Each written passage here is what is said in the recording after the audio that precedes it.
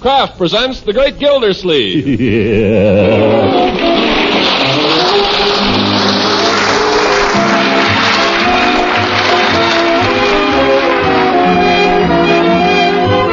The Kraft Cheese Company will also bring you the Kraft Music Hall every Thursday night. Present each week at this time Harold Perry as The Great Gildersleeve, written by John Whedon and Sam Moore.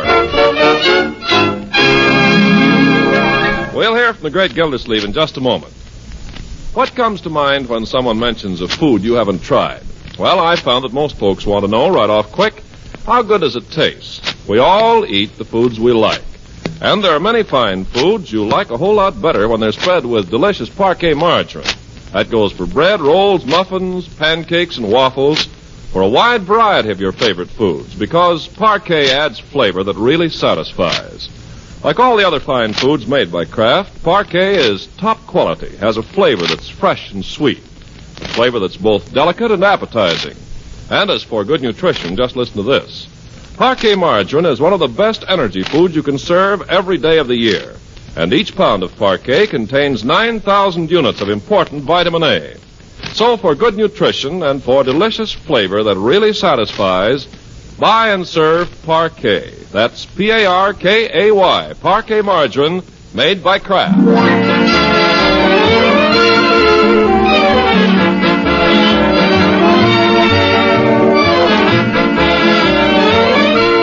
Now, what about our friend the Great Gildersleeve? Well, he's been working so hard at one thing and another that he's awarded himself a day off, which he begins, as usual, with a substantial breakfast, nourishing his mind at the same time by perusing the Summerfield Indicator. Not going to the office today, Uncle Mort? No, Marjorie. I've got all my bills out. Everything's in apple pie order, so I'm taking a day off. Thought I might wind up the golf season. It's such a nice day. That's a good idea. Can I see the paper, Uncle Mort? Oh, yes. Here you are. Mr. Gildersleeve, did I hear you say he's going to take the day off, or is my eavesdropper out of order? Well, it's working all right. I'd considered it, Bertie. Well, as long as you ain't got nothing else to do today, you mind taking down the screen? Screens? I don't feel very well, Bertie. I thought you felt like playing golf. Well, that's different. Besides, I wasn't going to try very hard. Just knock the old pill around the course. It's only about 5 miles. You're much too alert this morning, my dear. I just don't feel well enough to take down the screens. I've been feeling a little run down lately. You don't look run down, Mr. Gildersleeve. Well, you can't tell by appearances, Bertie. Here's something that might build you up. Schultz's Market has a special today on pot roast. Pot roast? Oh, we haven't had any pot roast in years. Well, here it is, 45 cents a pound. I'll go right down and get one before they're all gone. Mr. Gildersleeve, ain't you going to have the strength to take down them screens first? Bertie, if I don't get there fast, no pot roast. And if I don't get the pot roast, no strength. Besides, I need a haircut. My, last week it was too cold, and week before it was too hot. This week it's a haircut. Yeah, but Bertie, look at my hair. I look like a violinist. I really ought to get started right away. Hiya. Say, what's come over Mrs. Ransom all of a sudden? I've asked you not to slam the door, Leroy. And what are you talking about? Why, she hasn't been over here at all since the Halloween party, Unc. Did, something go sour? I'd rather not discuss it. What happened, my boy? Well, gosh, I was out in the yard just now practicing drop kicking, and she called me over and gave me a piece of cake. Oh, she did, eh? Well, if you want the cow, go after the calf.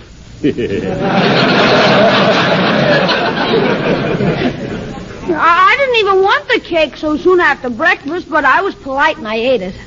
She asked me how you were.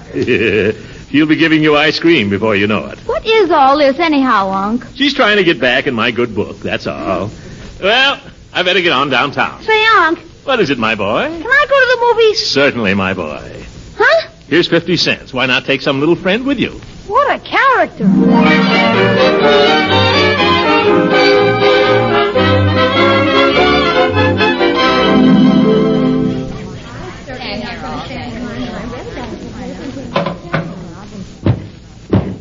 Well, that's, call it 2 pounds even. That's, 18 points and 86 cents. Wrap it up.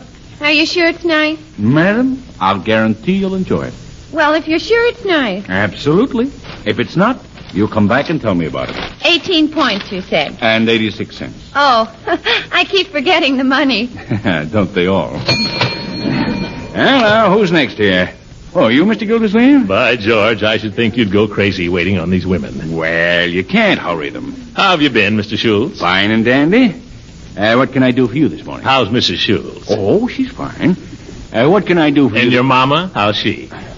Coming along. I took her home a nice cut of top round last night, and we played a little pinochle after. I think she's going to be all right. Great. What'll you have, Mr. Gildersleeve? Well, I wonder if you could let me have a pot roast. I'd like a real nice one. Harry, we got any of those pot roasts left? Take a look while you're in there, will you? But you advertised a special on them. I know. Harry's going to take a look.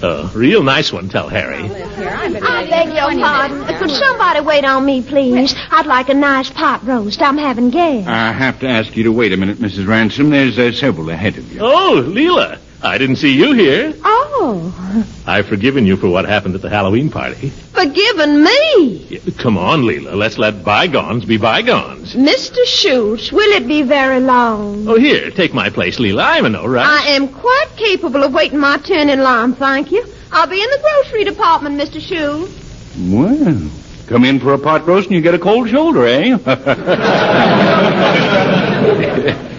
Teach me to be so forgiving. Thanks, Harry. There you are, Mr. Gildersleeve. Is it real nice? I'll guarantee you'll enjoy it. Oh. 6.5 pounds. That'll be $3.12 and 65 points. That's a lot of points. You sure it's nice? Well, I'm not personally acquainted with the steer it came off of, but it's the last one we got. And if you don't want it, Mrs. Ransom there was looking for I'll it. take it. Of course, if you'd rather have something else. I'll take it. And I guarantee you I'll enjoy it.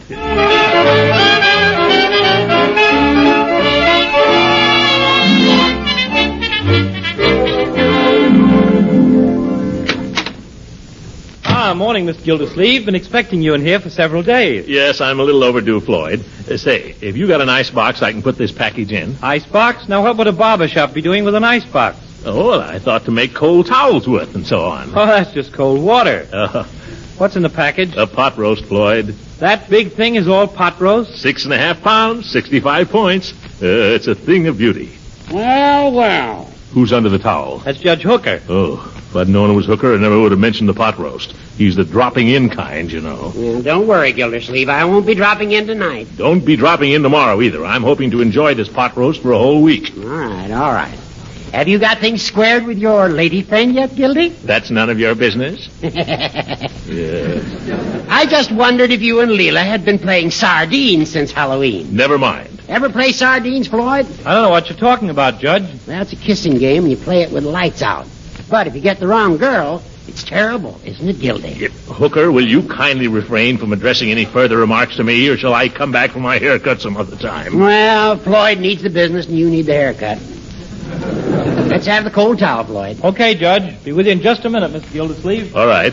Where can I put the pot roast for now, Floyd? Well, if it was mine, I'd step across the street and put it in a safe deposit box. I haven't seen a pot roast since my cousin Earl was drafted. He was a butcher. Yeah, I remember Earl. He had a 4-ounce thumb. Say, where'd you get that pot roast, Mr. Gildersleeve? Old man Schultz. It was the last one he had. Ah, Schultz is a good man. Earl claimed he was the best lamb chop man he ever knew. Oh? But who the dickens ever sees any lamb chops nowadays? Well, we got to get along without some things. I know, but the way the government's handling this food situation, we'll all be eating grass before long. I don't think it's as bad as that, Floyd. What do you know about the government's food policy anyway? Told you, my cousin was a butcher. He's been in the Army for a year and a half. He's been eating pretty well, isn't he? Well, he must be getting his share. His wife told me he put on 14 pounds. All right. There's 7 or 8 million men in the services besides your cousin Earl. Now, Mr. Gildersleeve, don't get me wrong. I'm not begrudging anything to the boys. But what I want to know is why do we have to feed every Tom, Dick, and Harry in Timbuktu when I don't know where else? Floyd, who's been filling you with enemy propaganda? Now, don't be calling me a Nazi, Mr. Gildersleeve. I did my bit in the last war. All the more reason you should know better. Do you begrudge the food we send to England? No. I should hope not. The English people get 1 egg every 3 months. Yes. And how about the Russians? You want their army to slow up for lack of food? No, but what... But what? Why do we have to feed them people in Timbuktu? Floyd, you're a jackass. Now, Mr. Gildersleeve, I think that's going a little far. Floyd, it pains me to have to agree with Mr. Gildersleeve, but in this instance, I do. Yes, and it might interest you to know, Floyd, there's plenty of food for everybody in this country. It's easy enough for you to talk. You got a pot roast. That's got nothing to do with it. The fact is, we're getting as much food as we got 5 years ago. Horse collar. Floyd, the man's right. I saw a government report yesterday. It says same thing. Well, it don't sound right to me. Well, it is right. With the Victory Gardens and all, there's enough food for every man, woman, and child in this country. But that doesn't mean we can eat 10-course dinners every night or waste a lot of good food we could just as well save for another meal. Well, now, there's no cause to get excited, Mr. Gildersleeve. There is, too. Rummies like you complaining while we're still the best-fed people in the world. That's the kind of squawking that keeps black markets open. Now, cut it out, Floyd. Gildersleeve, you're absolutely right. I know I'm right, Hooker. But thanks anyway. Don't thank me. I just know the truth when I hear it, that's all. Oh? Oh. Look, Horace, maybe I'm being a little selfish about my pot roast. Why don't you drop in and have supper with us tonight? Why, I'd love to, Gildy, but I've accepted a dinner invitation for this evening from Leela Ransom. What? Look here, you old goat. Mrs. Ransom was my fiancée just a few months ago. Can't help that, Gildy. She's back in circulation now. Why? Well, you won't have any pot roast anyway.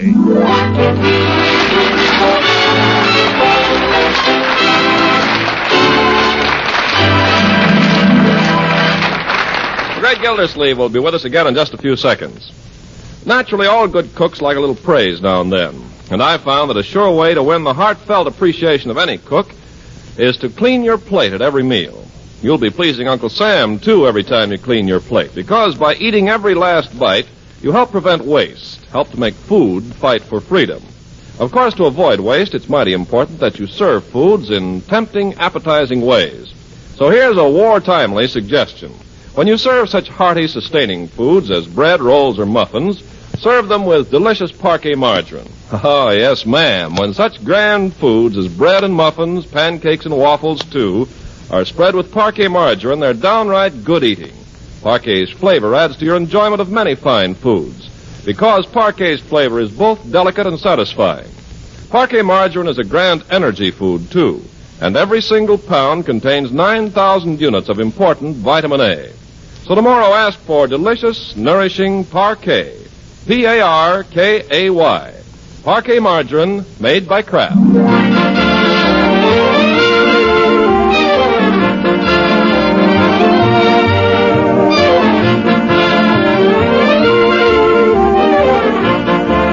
And now, where do we find the great Gildersleeve? Well, he couldn't put it off forever. He's up a ladder trying to pry loose the screens from the second-story windows.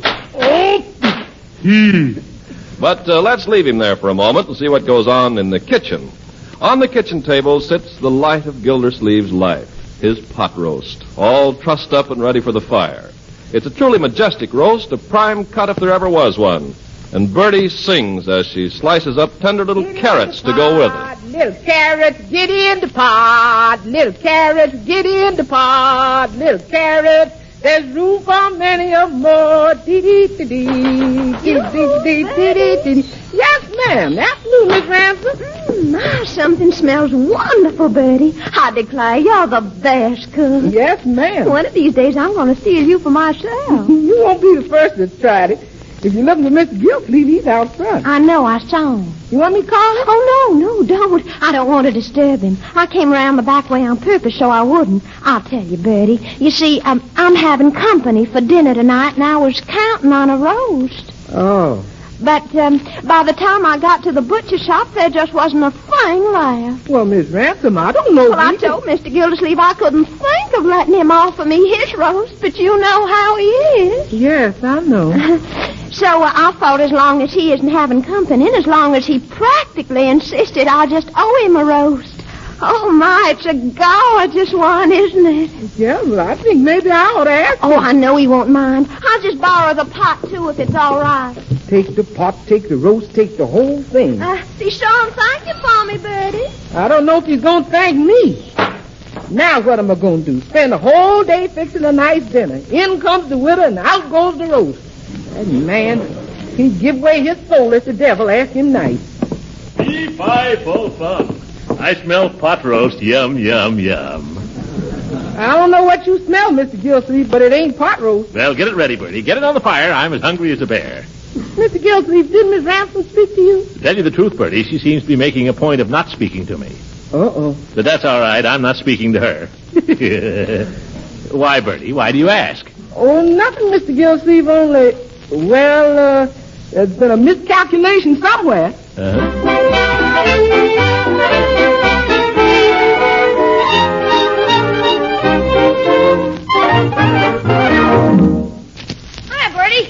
supper? Never you mind. How's the movies, Leroy? Super. Salute to the Marines, Wallace Beery. It's about this old sergeant, that's Wallace Beery. He's crazy about the Marines, only they won't send him to China. So he quits. Leroy, get out that pot. So he quits, and he gets these kids and trains them. Well... That's fine. Now go call your uncle and tell him dinner's ready, such as it is. Hey, come and get it! So he gets these That's kids... no way. Go and tell him nice. This is one time we got to break it to him gently. Okay. Dinner! You don't need to scream, Leroy. I hear you quite perfectly. Oh, I didn't see, Unc. Dinner. Thanks. How was the movie? Super. Everything is perfect except Wallace Beery dies in the end. He's this old Marine. Suppose you tell me about it later, Leroy. Where's your sister? Up in her room. Marjorie! Dinner! She's got her door locked. She won't come out. What's the matter with her? Don't ask me. Probably Wally Hoff stood her up or something. Oh, I'll have to talk to her. You go sit down, young man. Oh, Marjorie! Oh, won't answer, huh? Marjorie! Oh, Marjorie! Marjorie! Marjorie, open the door. Open this door before I break it down. It's not locked. Oh?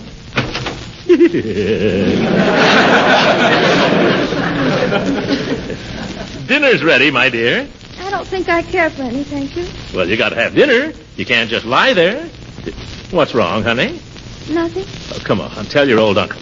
What's wrong? Oh, nothing. Just life, I guess. Well, I don't think that's anything to be so sad about.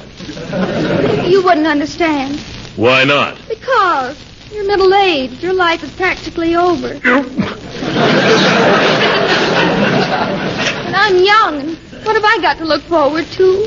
Well, there are lots of things. What? Name one. Well, there's, we're having pot roast for dinner. Pot roast. All you ever think about is eating. Now, listen here, young lady. I want no more of this nonsense. I want to know what this is all about.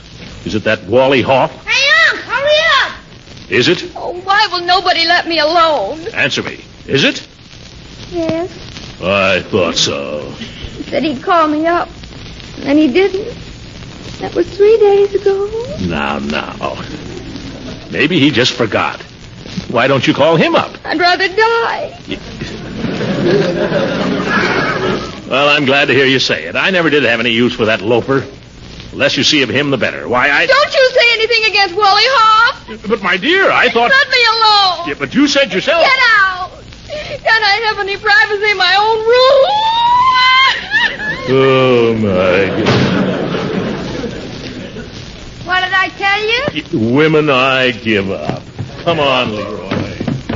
Okay, Bertie.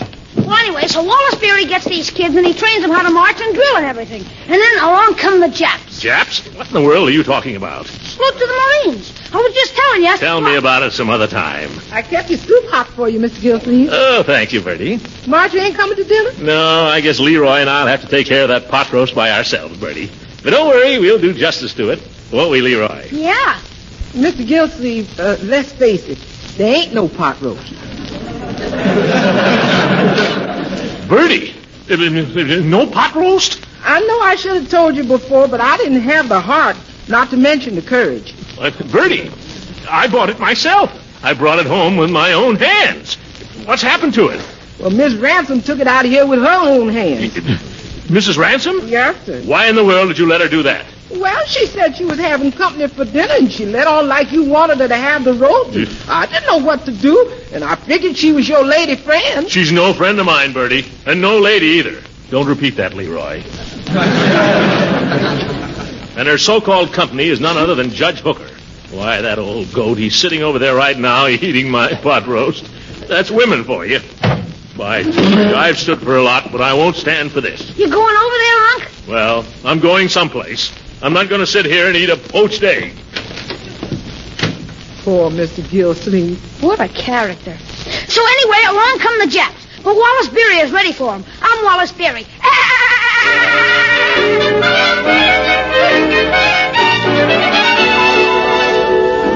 Hello, Mr. Gildersleeve. Well, Peavy, give me a cigar. I suppose you want the usual. Anything.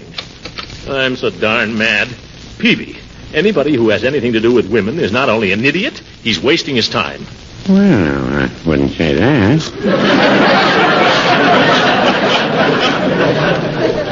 It's a fact, and that goes for all of them. I'm through with women completely and permanently. Again? Yes. I mean it, Peavy. You inquire around, and you'll find that women are responsible for 9/10 of all the trouble in this world. Interesting idea, Mr. Gildersleeve. Would you care to enlarge on it? In the first place, Peavy, women are tricky. Well, now that you mention it... I'll go farther than that. They're sneaky. Yeah, but you have to remember, Mr. Gildersleeve, there are women and there are women. Yes, and those are just the ones I'm talking about. I tell you, they'll take advantage of you every time. You try to be a little polite to them, and the first thing you know, they'll come in and steal your pot roast. Oh. I take it there's been some trouble over a pot roast. Pot roast, rib roast, that's not the point. It's the principle of the thing. Mr. Gildersleeve, did you ever try a chuck roast? Now, there's a delicious cut that most people overlook, and it's economical, too. Peavy, I'm talking about women, not cuts of beef. I'm sorry. What was I saying when I was interrupted? Oh, I was saying that a man is a fool if he puts his trust in a woman. Well, no, I wouldn't say that. Mrs. Peavy and I, we managed Yeah, I know. Mrs. Peavy is an exception to all the rules. Well, I wouldn't say that either. I'm not talking about any one woman. I'm talking about women in general. Now, you take Marjorie, a nice girl. You wouldn't want a nicer one, but completely unreasonable. I tell you, Peavy, you can't even talk to him. It's a fact. You cannot have a reasonable discussion with a woman. Well? I was just trying to think if I'd ever had one.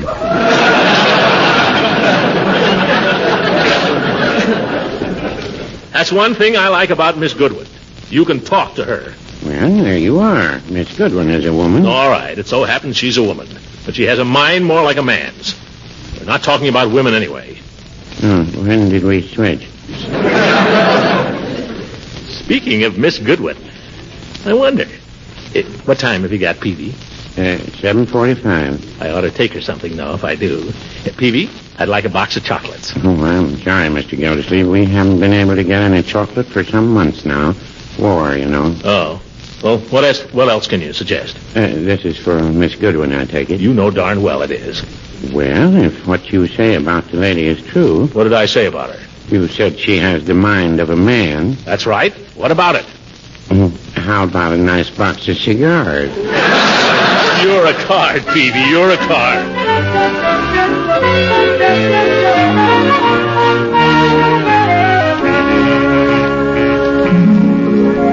Throckmorton, I know you enjoy symphony concerts, don't you? Oh, yes. The symphony is wonderful. Bach, Beethoven, Brahms, they're all great, Eve. Toscanini, too. Toscanini's one of the finest conductors alive today, according to Time magazine. Yeah, they had that in Newsweek, too. I read somewhere the other day a list of the 10 greatest conductors of all time, and Toscanini was ranked third. Only third? I'd like to know who's any better conductor than Toscanini. I can't remember. Probably some great conductor of the past. Well, they're dead. You'd have a hard time proving they were better than Toschi. N'est-ce pas? Oui, monsieur. Oui, monsieur. By George, it's a pleasure to talk to a woman like you, Eve. A woman that's been around. A woman that reads occasionally. Thank you. Oh, I've been meaning to ask you. I've changed my pictures around, and I want you to tell me which way is better. Well, now, let's see. You remember I used to have the Grant Wood picture here over the mantel, and the Cezanne still life there opposite the window. Do you think they're better the way I have them now? Oh, they look great. That Grant Wood picture certainly looks like a farm. It's beautiful. I read in some paper that Grant Wood was one of the 10 best American painters. Did you read that? I think it was in Life. Do you want me to put the pictures back where they were before so you can tell which way is better? Or can you visualize them? Oh, I can visualize them. Don't move them. They're perfect just the way they are. Oh, I'm so glad you think so. I like them better this way. But it's nice to have a man decide things. Ooh.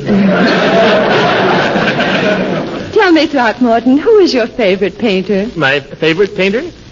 Well, now, there's an awful lot of painters.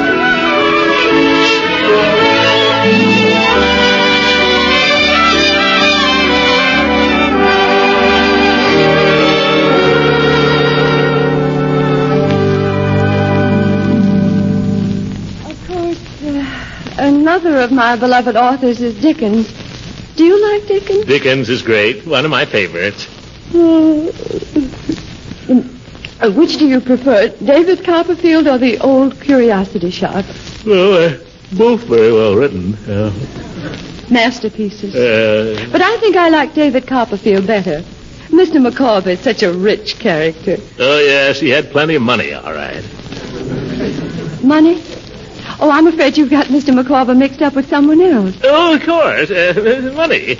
I was thinking of Mr. Scrooge. In the Christmas Carol. Yeah. Oh, I'm afraid you haven't reread David Copperfield very recently, Throckmorton. Well, no, I skipped it this year.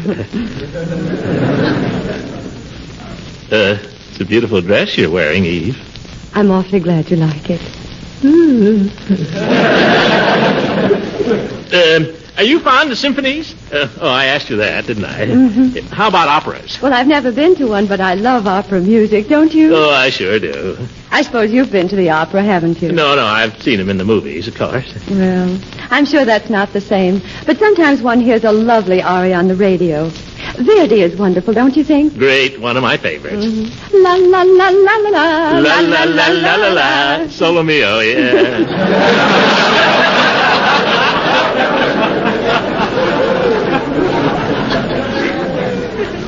Of course, once in a while, I like a nice musical comedy. You know, if it's well presented. Or an operetta. I heard John Charles Thomas once in a beautiful operetta. Oh, he's great. Say, Eve, did you ever hear the story about the fellow that said he was fond of operettas, and the other fellow said, what kind of operettas do you like? And he said, telephone operettas.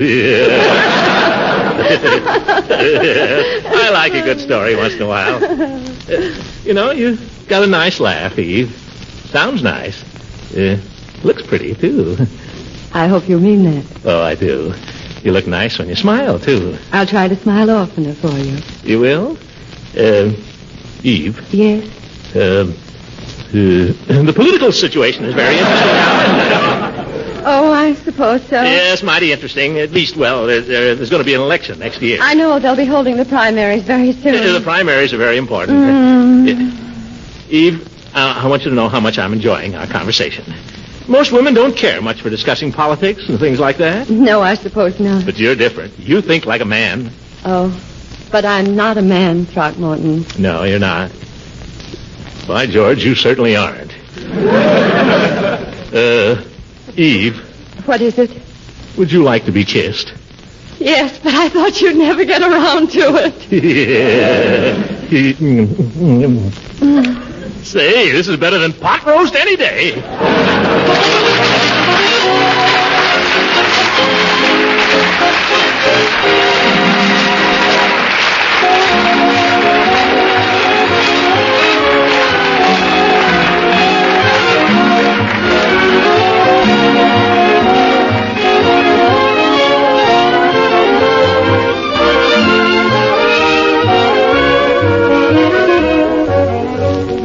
Ladies and gentlemen, I'm afraid I lost my temper a little this morning talking to Floyd in the barber shop, but the whole question of food is terribly important. Food is one of the most important weapons in this war. It's becoming more important all the time. Right now, only a tiny percentage of our food, less than 1%, is going to the people our fighting men have liberated from the enemy. But as time goes on, more food will be needed for this purpose. We should be glad to give it, because food is a powerful psychological weapon for encouraging resistance among the people who have starved so long under the Nazis. The food we provide to the liberated peoples helps them to become self-supporting again and to fight on our side. And at the same time, it holds out hope to those behind the enemy lines. These two factors can save thousands of lives of our own soldiers and sailors. So let's produce all we can, conserve all we can, go easy on the scarce items, and keep the rules. There'll be plenty of food for all of us, and the war will be over sooner. Good night, ladies and gentlemen.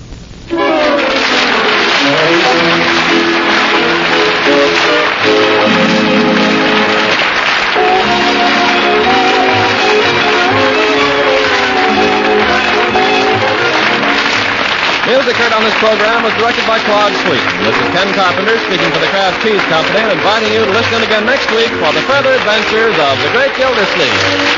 This program came to you from Hollywood. This is the National Broadcasting Company.